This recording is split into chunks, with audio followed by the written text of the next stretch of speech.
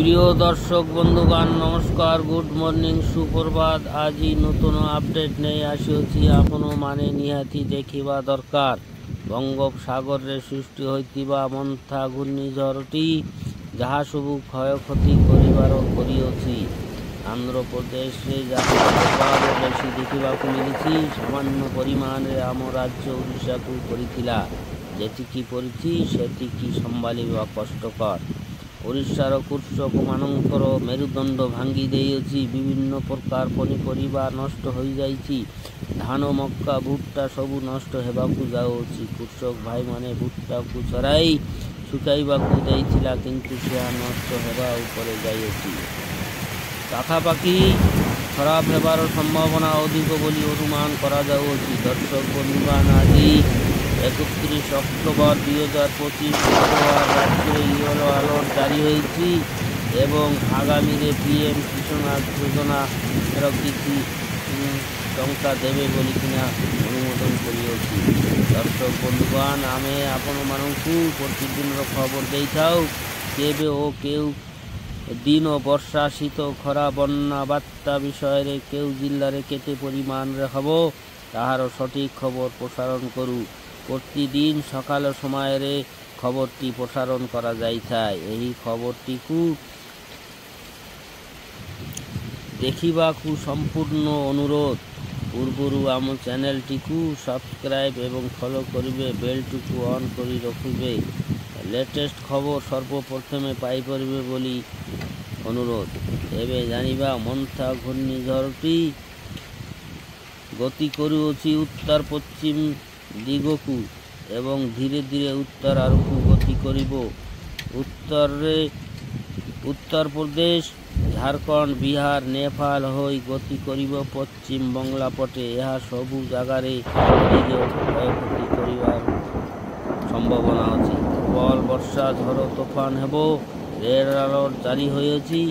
ଦର୍ଶକ ବନ୍ଧୁ, ଆଜି ଆମେ ରାଜ୍ୟର ୟେଲୋ ଆଲର୍ଟ ଜାରି ହୋଇଥିବା ଜିଲ୍ଲାଗୁଡ଼ିକ ବିଷୟରେ ଜାଣିବା ଏବଂ ତାହାର ପିଏମ୍ କିଷାନ ବିଷୟରେ ମଧ୍ୟ ଜାଣିବା। ପିଏମ୍ କିଷାନ ଟଙ୍କା ପ୍ରଦାନ କରିବ ବୋଲି ଅନୁମାନ କରାଯାଉଅଛି। ଆଗାମୀ ମାସରେ ଏହି ଟଙ୍କା ଦିଆଯିବ ବୋଲିକିନା ଘୋଷଣା ହୋଇଛି ଏବଂ ୟେଲୋ ଆଲର୍ଟ ଜାରି ହୋଇଥିବା ଜିଲ୍ଲାଗୁଡ଼ିକ ହେଲା ବାଲେଶ୍ୱର, ଭଦ୍ରକ, ଯାଜପୁର, କେନ୍ଦ୍ରାପଡ଼ା, କଟକ, ଜଗତସିଂହପୁର, ପୁରୀ, ଖୋର୍ଦ୍ଧା, ନୟାଗଡ଼, ଗଞ୍ଜାମ, ଗଜପତି, ସୁନ୍ଦରଗଡ଼, ଝାରସୁଗୁଡ଼ା, ବରଗଡ଼, ସମ୍ବଲପୁର, ଦେଓଗଡ଼, ଅନୁଗୁଳ, ଢେଙ୍କାନାଳ, କେନ୍ଦୁଝର, ମୟୂରଭଞ୍ଜ, ସୋନପୁର, ବୌଦ୍ଧ, ନୂଆପଡ଼ା, ବଲାଙ୍ଗୀର, କଳାହାଣ୍ଡି, କନ୍ଧମାଳ, ନବରଙ୍ଗପୁର, ରାୟଗଡ଼ା, କୋରାପୁଟ ଏବଂ ମାଲକାନଗିରି ଜିଲ୍ଲାରେ ୟେଲୋ ଆଲର୍ଟ ଜାରି ହୋଇଅଛି। କିଛି କିଛି ଜିଲ୍ଲାମାନଙ୍କରେ ପ୍ରବଳ ବର୍ଷା ହେବ ଏବଂ କିଛି କିଛି ଜିଲ୍ଲାମାନଙ୍କରେ ହାଲୁକାରୁ ମଧ୍ୟମ ବର୍ଷା ହେବ ବୋଲି ଅନୁମାନ କରାଯାଉଅଛି। ବିଜୁଳି ଘଡ଼ଘଡ଼ି ସହ ଝଟକା ପବନ ବହିବ। ପବନର ବେଗ ରହିବ 30 କିଲୋମିଟରରୁ 40 କିଲୋମିଟର ପର ଘଣ୍ଟା ଏବଂ ବର୍ଷାର ପରିମାଣ ରହିବ 7 ସେଣ୍ଟିମିଟରରୁ 11 ସେଣ୍ଟିମିଟର ମଧ୍ୟରେ ବୋଲି ଅନୁମାନ କରାଯାଉଅଛି। ଆସନ୍ତାକାଲି ପାଇଁ ମଧ୍ୟ ୟେଲୋ ଆଲର୍ଟ ଜାରି ହୋଇଛି। ଦର୍ଶକ ବନ୍ଧୁଗଣ, ଏବେ ଜାଣିବା ପିଏମ୍ କିଷାନ ଯୋଜନାର ବିଷୟରେ। ଘୋଷଣା ହୋଇସାରିଅଛି ଆଗାମୀ କେଉଁ ତାରିଖରେ 21ତମ କିସ୍ତି ପ୍ରଦାନ କରିବ ପିଏମ୍ କିଷାନ ଟଙ୍କା। ଦର୍ଶକ ବନ୍ଧୁଗଣ, 3ଟି ରାଜ୍ୟରେ ଗଲା 4 ମାସ ତଳେ ପିଏମ୍ କିଷାନ 21ତମ କିସ୍ତି ଦେଇ ସାରିଅଛି। ଏବେ ଆମ ରାଜ୍ୟର ପାଲା ବୋଲି ଅନୁମାନ କରାଯାଉଅଛି। 21ତମ କିସ୍ତି ଜାରି ହୋଇଥିବା ରାଶି କିଷାନର ବ୍ୟାଙ୍କ ଖାତାରେ 4000 ଟଙ୍କା। 21ତମ କିସ୍ତି ସିଧା ଡିବିଟି ମାଧ୍ୟମରେ ଯିବ। ପ୍ରଧାନମନ୍ତ୍ରୀଜୀ ଭିଡ଼ିଓ କନଫରେନ୍ସ ମାଧ୍ୟମରେ ପିଏମ୍ କିଷାନ 21ତମ କିସ୍ତି ଦେବ ବୋଲି ଘୋଷଣା କରିଅଛି ଏବଂ କିଷାନମାନଙ୍କ ସାଙ୍ଗରେ କନଫରେନ୍ସରେ କଥା ହେବେ ବୋଲି ମଧ୍ୟ କଥା ହୋଇଛି। 20,500 କରୋଡ଼ ଟଙ୍କା ଦିଆଯିବ। 10 କରୋଡ଼ କିଷାନ ଏହାର ଲାଭ ପାଇପାରିବେ। ପିଏମ୍ କିଷାନ 2 ଅଗଷ୍ଟ 2025 ବାରାଣସୀରେ ଦେଇଥିଲେ। ଇକେୱାଇସି ଯେଉଁମାନେ କରି ନଥିଲେ ସେମାନେ ଏହି ପାଇ ନଥିଲେ। ଯେଉଁମାନେ ଇକେୱାଇସି କରିଥିଲେ ସେମାନେ ହିଁ ପାଇଥିଲେ। माननीय प्रधानमंत्री 2 नवेम्बर रे पाटनारे रोड शो करिब गोटे सांगरे 3टी विधानसभार साधन करिब बोली अनुमान करा जाउअछि एवं गोटे सांगरे 3टी विधानसभार मोदीजी भोट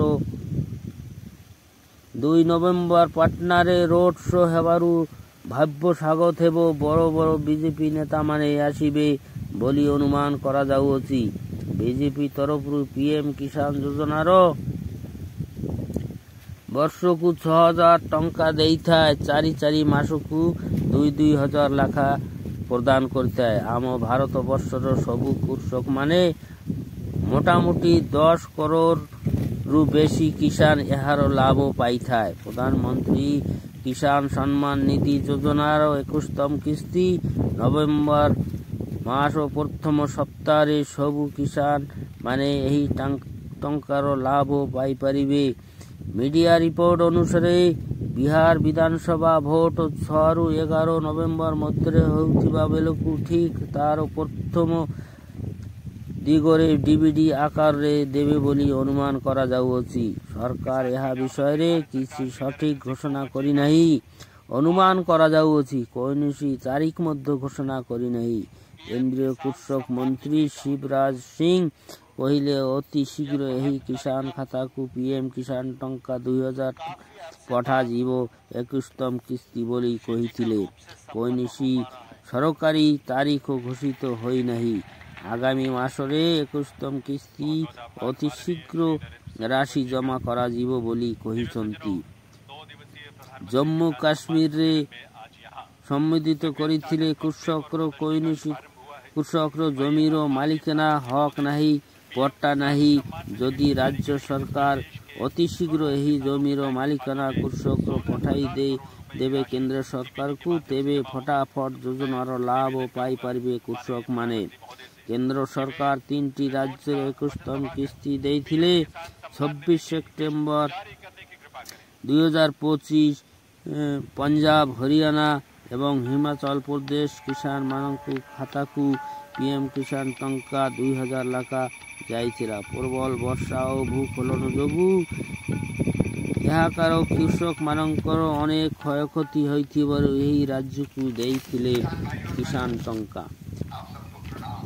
7 अक्टोबर 2025 जम्मू काश्मीर किसी किसान को मध्य मिली सारी अछि किसान टंका किंतु 18 दिन परे देइथिले।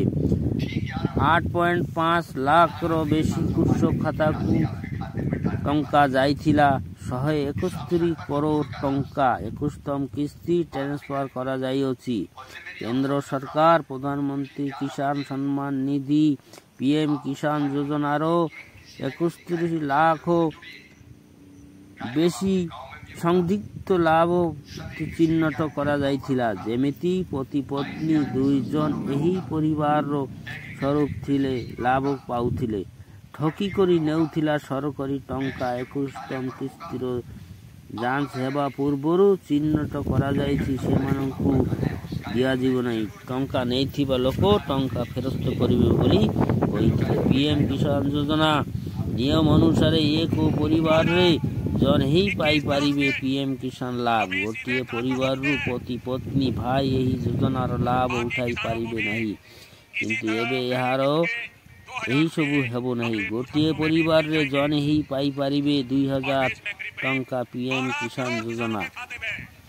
केंद्र सरकार सबु राज्य को यही विषय रे ठीक करिबा को अनुमति देइसंती। सेति जोगु डेरी हेउछि पीएम किसान योजनार टंका पाइबा पाई।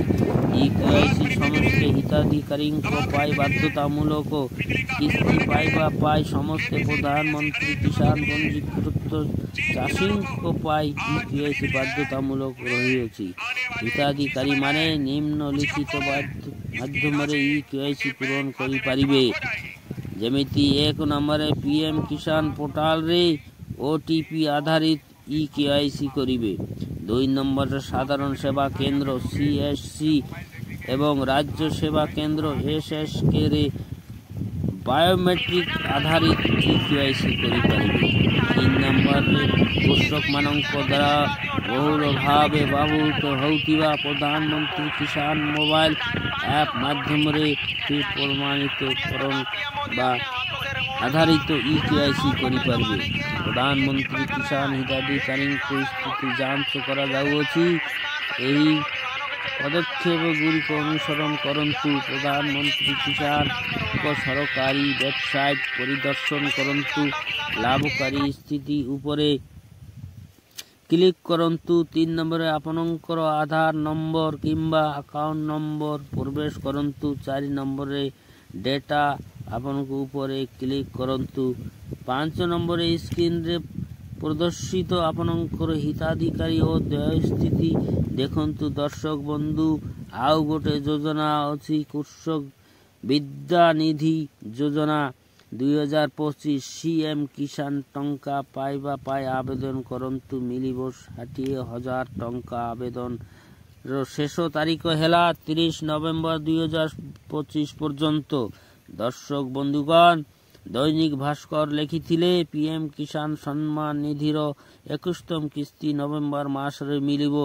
PM ମୋଦିଜୀ ପାଖାପାଖି 10 କରୋଡ଼ କୃଷକଙ୍କ ଖାତାକୁ 2,000 ଟଙ୍କା ଟ୍ରାନ୍ସଫର କରିବେ ବୋଲି ଲେଖିଥିଲେ।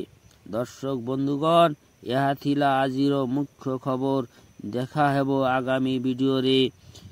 ଦିନ ସାରା ଭଲ ରୁହନ୍ତୁ, ସୁସ୍ଥ ରୁହନ୍ତୁ, ମସ୍ତ ରୁହନ୍ତୁ ବୋଲି କାମନା କରୁଅଛି ଏବଂ ଚ୍ୟାନେଲଟିକୁ ନতুନ ଆସିଲେ ଗୋଟିଏ ଲାଇକ୍, କମେଣ୍ଟ ଏବଂ ପେଜଟିକୁ ସବସ୍କ୍ରାଇବ୍ କରିବାକୁ ଭୁଲିବେ ନାହିଁ। ସବସ୍କ୍ରାଇବ୍ କରିବେ।